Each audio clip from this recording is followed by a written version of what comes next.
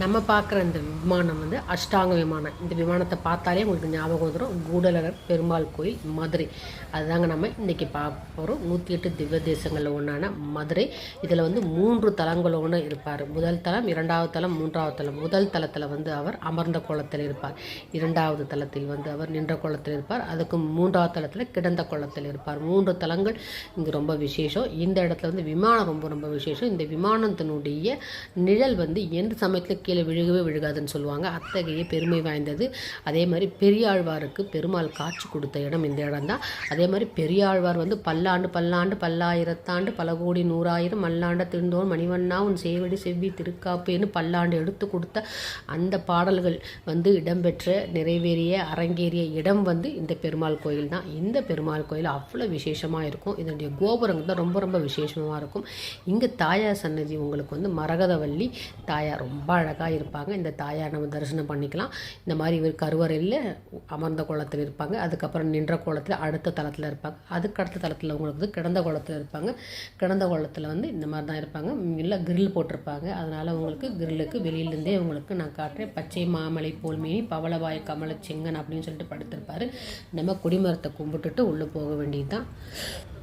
உள்ளே போயிட்டு நம்ம உள்ளே சுற்றி வருகின்ற போது சூரிய ரதம் இருக்கும். அதையும் நம்ம பார்த்துட்டு போகலாம். அருமையாக இருக்கும் சிற்பங்கள். உள்ள மேலே ஏறி நம்ம கருவறையை தரிசனம் பண்ண முடியாது. அதனால் கருவறையை சுற்றி நான் எடுத்திருக்கேன். கருவறையை சுற்றி நாமெல்லாம் வருகின்ற பொழுது அப்படியே உங்களுக்கு எடுத்திருப்பாரு. உள்ளே வந்து உள்கிரிவலம் இப்படித்தான் வரும். நடுவில் வந்து பெருமாள் வந்து உங்களுக்கு அமர்ந்த கோலத்தில் இருப்பார். நம்ம அப்படியே கருவறையை நம்ம வலம் வந்துட்டு தாயார் சன்னதிக்கு போக வேண்டியதாக. தாயார் சன்னதி சக்கரத்தாழ்வார் இருப்பார். தாயார் வந்து மரகதவள்ளி தாயார் ரொம்ப அருமையாக இருப்பாங்க. தாயாரை கொண்டுட்டு அப்படியே நம்ம கோபுரம் தரிசனம் ஃபுல்லாக பண்ணலாம். அவ்வளோ அருமையாக இருக்கும். உங்களுக்கு இந்த பெருமாள் கோயிலே வந்து நம்ம அஷ்டாங்க விமானம் பார்க்க தான் அவ்வளோ நமக்கு சந்தோஷமாக இருக்கும். அஷ்டாங்க விமானம் பார்த்துக்கிட்டே இருக்கிறது அவ்வளோ சந்தோஷமாக இருக்கும். நாங்கள் சாயந்தரம் நேரம் போகணும். ஸோ அதனால் அந்த மின் விளக்குகள் வெளிச்சத்தே அவ்வளோ அழகாக இருக்கும் அந்த கோபுரம். அந்த கோபுர தரிசனமே நமக்கு அவ்வளோ சந்தோஷத்தை கொடுக்குது.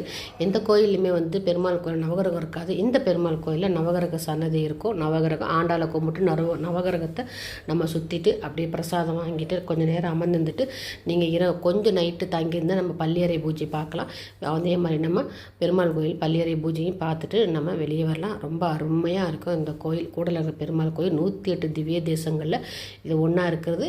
இது வந்து பெரியாழ்வார் பல்லாண்டு பாடிய ஸ்தலம். இந்த ஸ்தலம் அத்தகைய பெருமை வாய்ந்த இந்த கோயில் ஃபுல்லாக உங்களுக்கு வந்து அழகர் கோயில் தோசையிலேருந்து அப்பத்துலேருந்து என்னென்ன பெருமாள் கோயில் நெய்வேத்தியம் எல்லாமே மடப்பள்ளி நெய்வேத்தியம் எல்லாமே கிடைக்கும். ரொம்ப அருமையாக இருக்கும். நிதானமாக வாங்கி சாப்பிட்டு வரலாம். இன்றைக்கி ஏகாதசி தரிசனம் கூடலகர் பெருமாள் கோயில்.